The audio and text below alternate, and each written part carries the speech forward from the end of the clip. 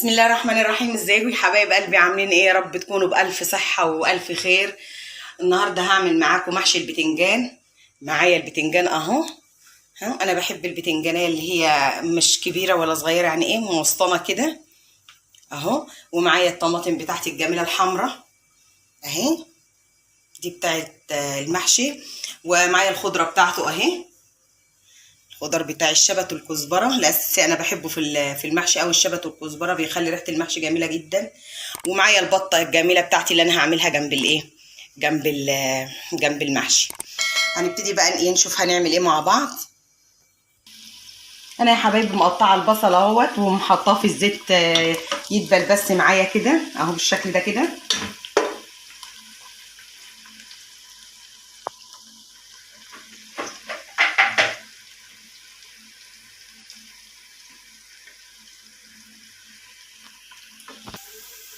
والبصل يا حبايبي اتبل معايا بالشكل اللي انتوا شايفينه دوت. قوم جايبه معلقه عندي من هريسه الشطه كده حمراء اهو، وبروح حطاها، وعلى طول بنزل بعصير الطماطم اهو. بسم الله الرحمن الرحيم اهو، من حرف اهو. بسم الله الرحمن الرحيم اهو.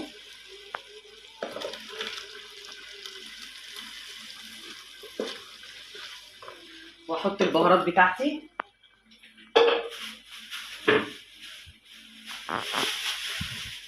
معايا معلقه كبيره من الكزبره الناشفه اهو،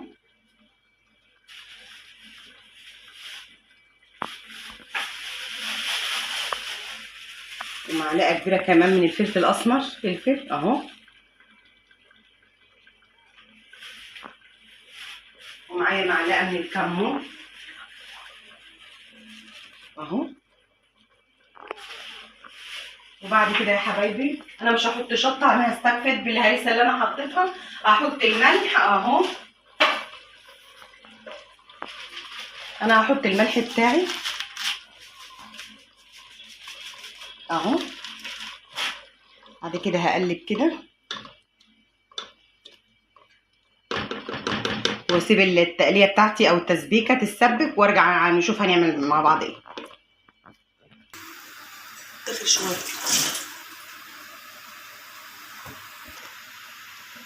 والحله بتاعتي اهي يا حبايبي على البوتاجاز. انا هبتدي انزل بالبطه كده اهو. عايزه اقول لكم ان انا منضفه البطه ومخليها جميله اهي. انزلها على ظهرها كده، على اليمه اللي هي فيها بتاع الدهن اهي بالشكل ده كده.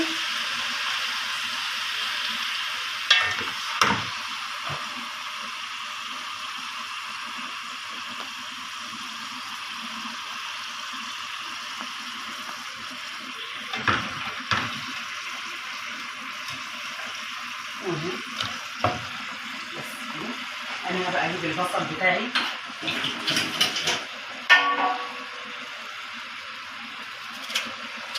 بس انقصها كده.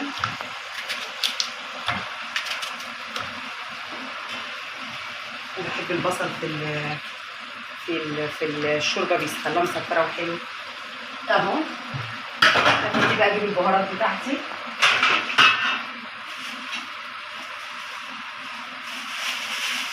اهو.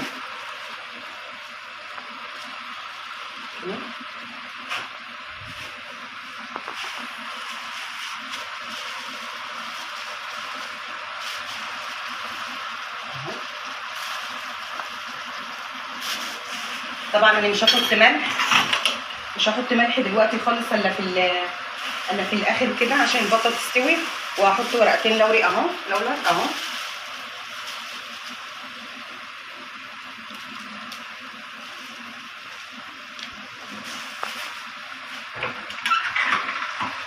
هسيب بقى يا حبايبي البطه تتشوح مع البصل كده، وهكون مسخنه ميه في الكاتل او ميه على البوتاجاز لو ما عندكيش كاتل. وما احط الميه هو هرجع نرجع مع بعض نشوف هنعمل ايه. كده يا حبايبي انا هجيب البتنجانه بتاعتي اهي، هقورها بالشكل اللي انتوا شايفينه ده، المقور اهو، عشان اهو بص ابتدي بقى اقوره كده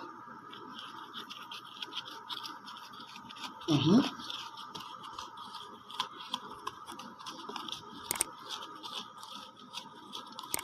مش بياخد وقت ولا اي حاجه يا حبايبي، على ما التسبيكه تتسبك تكون انت ايه الطماطم بتاعتك تتسبك، يعني تكون انت خلصت البتنجان. ما بياخدش اي وقت، على طول كده اهو.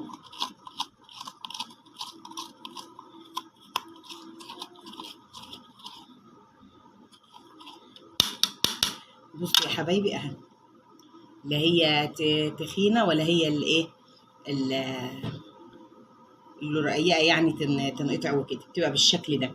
انا هخلص بقيه الكميه بتاعتي وجايبه فلفل اهو. هعمله معاه كده بالشكل ده كده، يعني هقطع الفلفل كده عشان يخلي طعم المحشي بتاعي حلو. تك على القنع اللي تحت كده، يبقى بالشكل ده كده اهو. اخلص بقى بقيه الكميه الفلفل والبتنجان بتاعي بالشكل ده وارجع اوريكم نعمل ايه. هنشوف يا حبايبي البطه اهي. هبتدي بقى انزل الميه اللي هي بتقلب عليها. بسم الله الرحمن الرحيم اهو.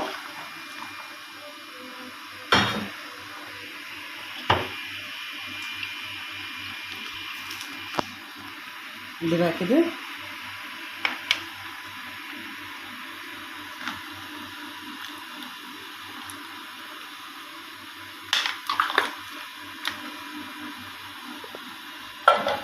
واغطي الحله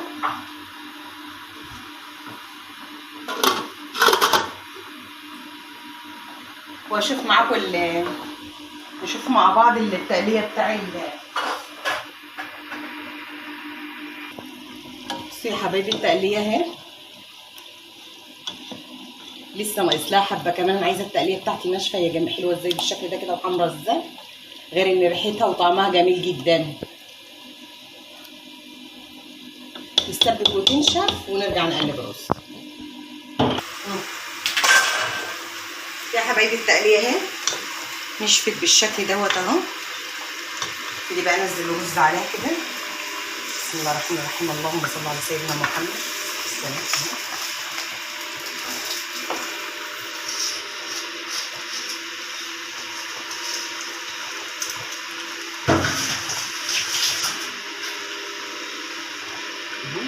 الرز كده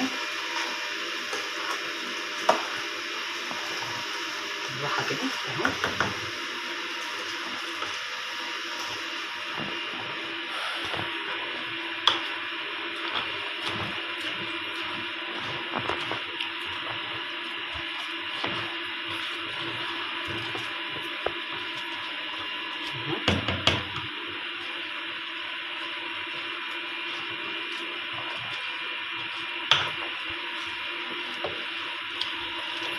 اهو يا حبايبي كده اجيب الخضار اللي هو الشبت والكزبره اللي انا مخرطاهم اهو. بسم الله الرحمن الرحيم اهو.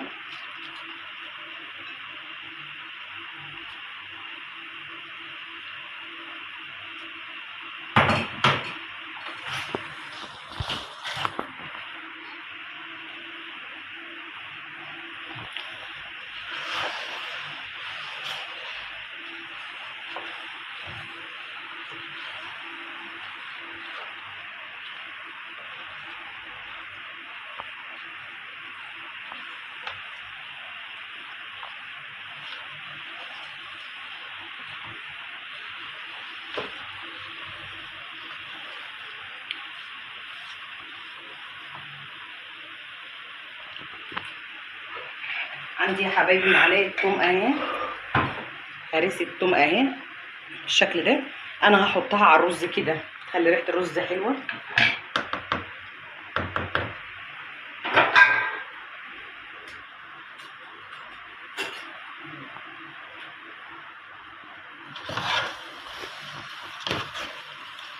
ابتدي بقى اقلب رز كده. عايزه اقول لكم المعلقه الثوم اللي انا حطيتها في الاخر ديت على الرز ماشي التقليه.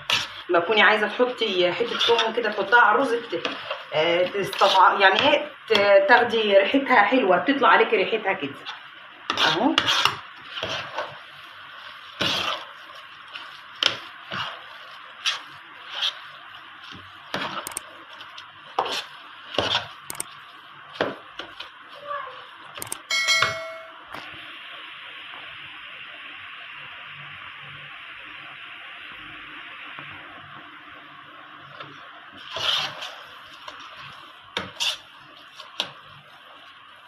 بس الرز ينشف شويه كده.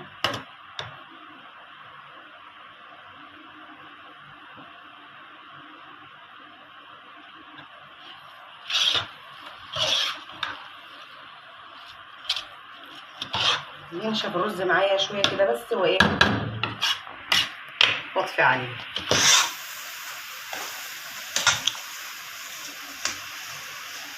عايزه اقول لكم ريحه الثوم طالعه تحفه وجميله. لما بنحطه في التقليه او في التسبيكه بتاعتنا زي اللي بيموت فيها كده، ما بيبقاش له ريحه.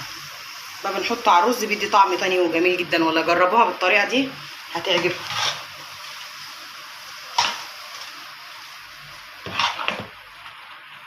اهو الرز ابتدى يشرب معايا اهو، ينشف.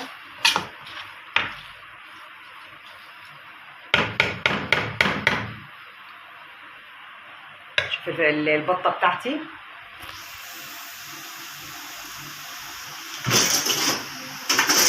البطه لو لقيتها داخله على سوا لسه شويه. انا كمان بقلب لها كمان ميه، حبه ميه كمان، وهحطهم لها، بسخن لها حبه ميه وهحطهم لها اهو. شوفوا يا حبايبي الشوربه بتاعتها صفرة ازاي. شوربه البطه بتاخد بقى من البصل والحاجات اللي انا حطاها فيها دي، بتبقى جميله جدا. طبعا يا حبايبي الرز بتاعي اتشرب اهو، وانا باخد لما اكون بعمل محشي باخد حبه بحبه كده من الحله اللي انا عامله فيها، على اساس لو فاض مني حبه رز ولا حاجه يفضلوا حلوين. ده البتنجان بتاعي اللي انا قورته اهو، هترش عليه ملح عشان قلبه كده يفضل ابيض وحلو. هبتدي بقى ايه احشي معاكم كده. بسم الله الرحمن الرحيم. اهو اهو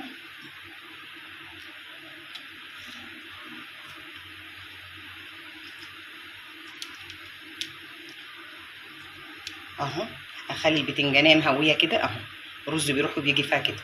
وعندي الطاجن بقى بتاعي اهو، هرص فيه كده بالشكل ده على ما البتنجان يبقى كتير فيه هيقف وهوقفه فيه اهو. ماشي معاكم واحده كده كمان اهو.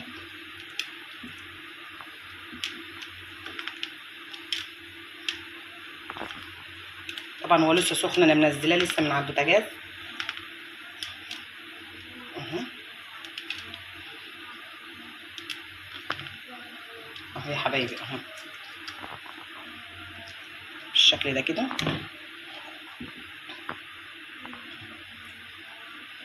معايا قرن فلفل اهو،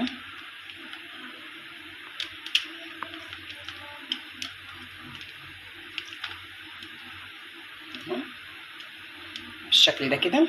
انا هخلص بقيه الكميه اللي معايا وارجع اوريكم. انا خلصت الطاجن بتاع اهوت يا حبايبي. عندي حبه خضار كده على وشه كده، وهرش اهو بالشكل ده كده اهو اهو بالشكل ده كده.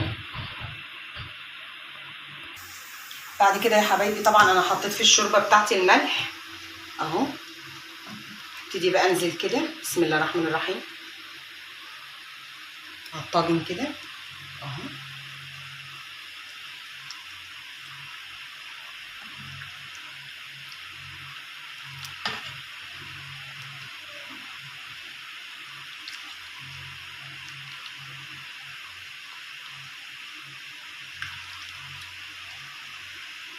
كمان حبه صغيرين كده، يعني يا دوبك يا حبايبي نص ايوه بالشكل ده كده بس اهو. ابتدي بقى كده اجيب الطاجن كده اهو اهو كده اهو.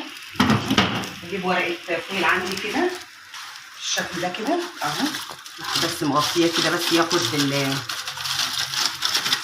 اهو زي ما انتم شايفين كده، وهدخله الفرن وارجع اوريهولكم.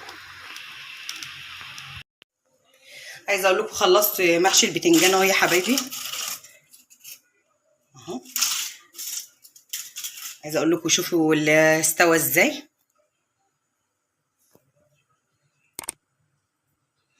وريحته وطعمه جميل جدا، جربوه بالطريقه دي اهو.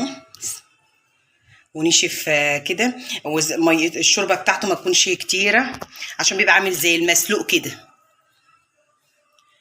اما لما يكون الشوربه بتاعته ما فيش شوربه اشربها كلها اهي. اما يكون الشوربه بتاعته بسيطه وكده وتحطيه على الهادي ياخد ويدي كده مع بعضه، بيبقى حلو كده وناشف. ده البطه بتاعتي اهي. وده كان النهارده اكلي معاكم النهارده. بتمنى يكون الفيديو عجبكم النهارده، وما تنسونوش في الاشتراك في القناه عشان الدعم، واتمنى اشوفكم على خير، والسلام عليكم ورحمه الله وبركاته.